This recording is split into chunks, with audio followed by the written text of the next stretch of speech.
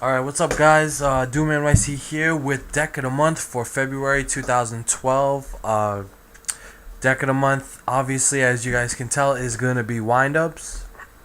So just a few things got to point out first. First off, this is a windup deck. It's straight windups, it's not Inzektor windups, and also this deck does not have tour guide in it. So for anyone who's watching this video right now, if you're expecting to see tour guide, it's not going to be in the deck. But for those of you who want to build windups but don't have tour guides, this is the video for you guys to see. So let's get started. First off, we got Triple Hunter. And to be quite honest with you, because you don't play, this deck is still aggro, but because you don't play tour guide, you need to run Triple Hunter. Everyone says that you only need 2 hunters, but honestly I don't believe that. Because if you play tour guide, you play Sangan, and you can, or tour bus or whatever, and you can get your rank 3 exceeds really easy. But in this deck it's a little bit different. So with the 3 hunters, it allows you to draw hunter first turn, which is pretty key unless you draw Foolish Burial and you can dump it to the grave. So this is obviously very, very good. Run 3. If you're playing this deck, you have to run 3. Next up, we got Triple Rat. This card is just too good. I don't think I need to explain anything for this. You guys should already know Rat's ability. So you got to play 3 Rat in the deck. Then we got Triple Shark. This card is, like, I think not only one of the best cards in the deck, but probably one of the best cards ever made, period. This is actually ban worthy. This card is so good, it's actually ban worthy, but luckily for us, it's TCG exclusive, which means this won't get hit by the ban list for a long time. So this card allows you to make a lot of broken plays in the deck, and overall this card is just broken, so you're obviously going to want to play 3 of those. Next up, we got 2 Wind-Up Magicians. It's a pretty much stable in wind-up decks just because it allows you to special summon stuff once you use a wind-up effect, so that's really good. Play 2 Rabbits. Now, this is something different than a lot of wind-up decks, and it's because I don't play tour guide. So Rabbit gives you options. It gives you the option of summoning first turn and then waiting for your opponent to do something. So if your opponent summons a monster and tries to attack this, you can use this effect to remove itself from play. So next turn, you can go off.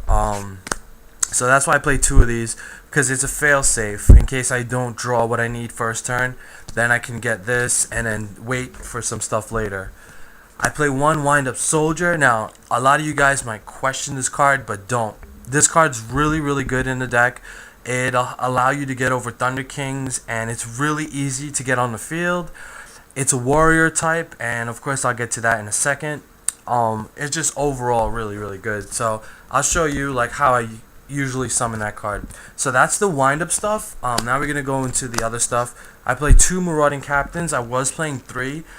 3 is not bad if you're gonna go for the attack lock, but honestly, with this build, I found that 2 was a little bit better, a little more consistent, and it allowed me to not draw a double Marauding Captain in the beginning. Like I said, if you want to go for the lock, but more times than not, because you're playing this deck, you want to go for the loop, the Zen Mighty loop, and drawing 2 Marauding Captains is kind of going to mess you up. So 2 of those, 2 Spell Striker. It's just way too easy to summon this, so you should play it.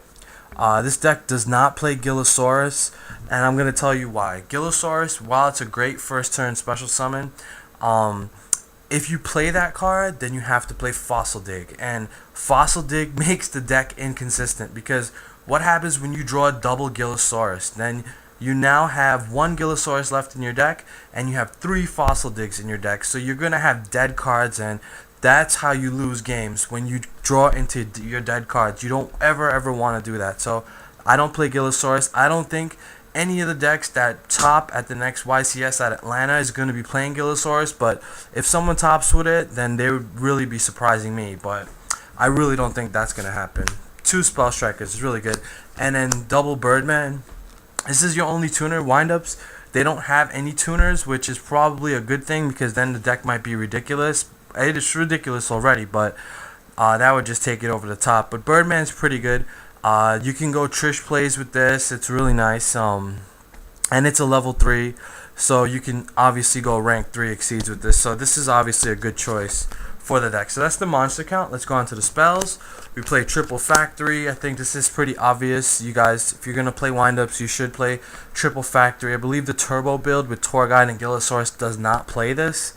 So again, that's like pretty bad. This allows you to gain, hand advantage, every turn. And then you can also use this effect on your opponent's turn if you have Rabbit on the field. So that makes this card even better.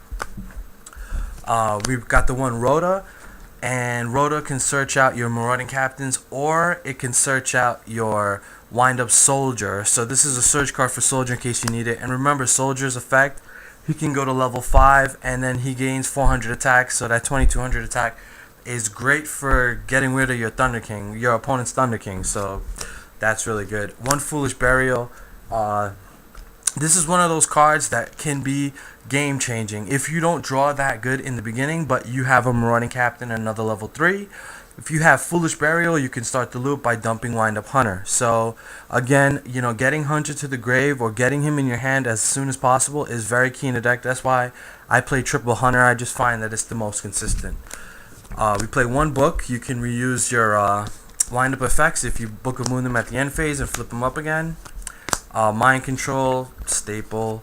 Pot of Avarice, this is obviously good. If you get the loop going and you have Avarice in your hand, then you can just put the stuff, your Zen Mighties and your Rats back into your deck, and then you continue to loop until they have no cards. So that's obviously really good. Dark Hole, Monster Reborn, Double Space, and one Heavy Storm. So that's the spell lineup for the traps. We go 2 Fiendish Chains. Now this makes up for the lack of Veilers in the deck. I've seen builds with people putting Veil in the deck, and it's not bad. I rather side deck it though, and I rather play these traps because I want to just focus more on getting windups in my hand as opposed to drawing Veilers. And I mean, you should only play Veiler if you're playing Torguide, because Torguide Sanguine, you can get the Veiler that way. That's the best play. But if you're not playing Torguide, then you should run the Fiendish Chain. It's much better. One Compulse, because Compulse is just too good. One Torrential, 2 Warnings, and 1 Judgment. And so that's the main deck, 40 cards. Big shout out going out to 2 Legit for helping me playtest this on Dueling Network. Also, I've played this deck a lot now on Dueling Network with other people. Most of the time when I play the deck, it makes people rage quit. Once they start seeing like all the special summoning go off, like I've had so many people just quit on me. And it's funny because I'm not even playing rated matches. They're all unrated, and people are still quitting. So I don't really understand that too much, but whatever. For the side deck, Chimera Tech, Double Cyber Dragon, great for the mirror match because all their stuff is machine when they start to exceed. 2 Thunder King, 2 Veilers, great. Another card that's great for the mirror match or for Insectors. Max C, again the mirror. DD Crow. Again, the mirror. As you can see, that most of the main staple side deck cards are actually really good in the mirror. So, it's for you guys to play and also for you to be careful of.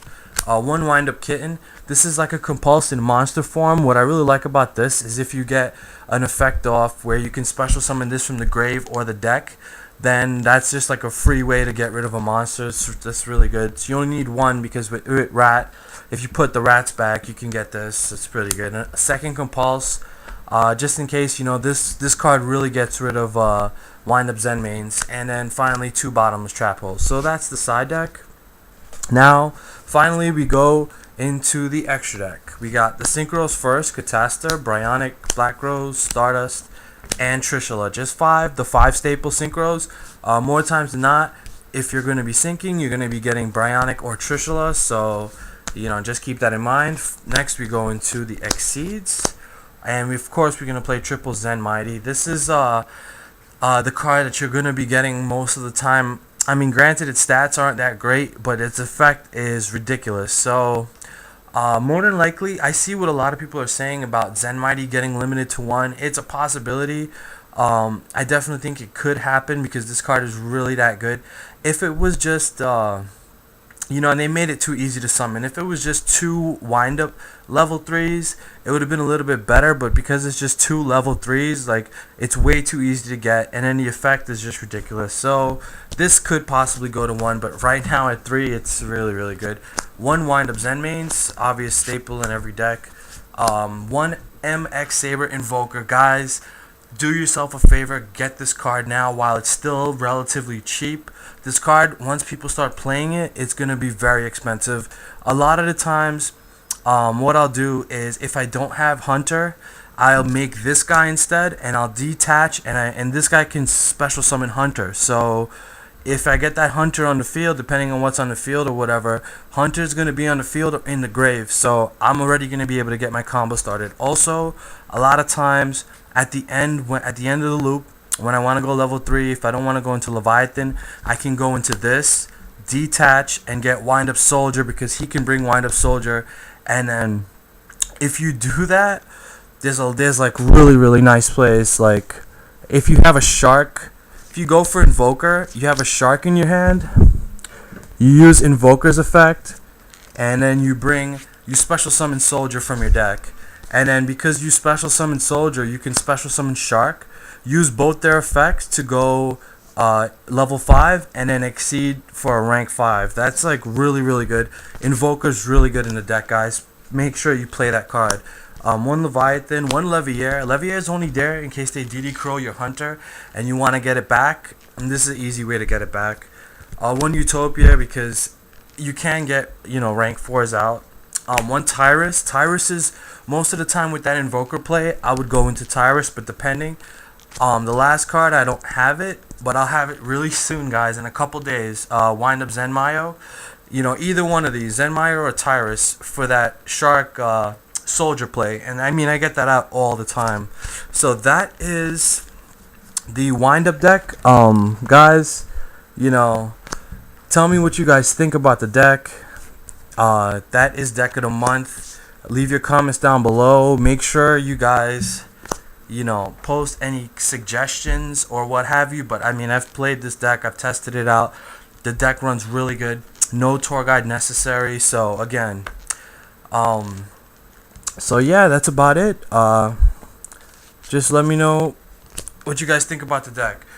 Alright, so until next time, YouTube, peace.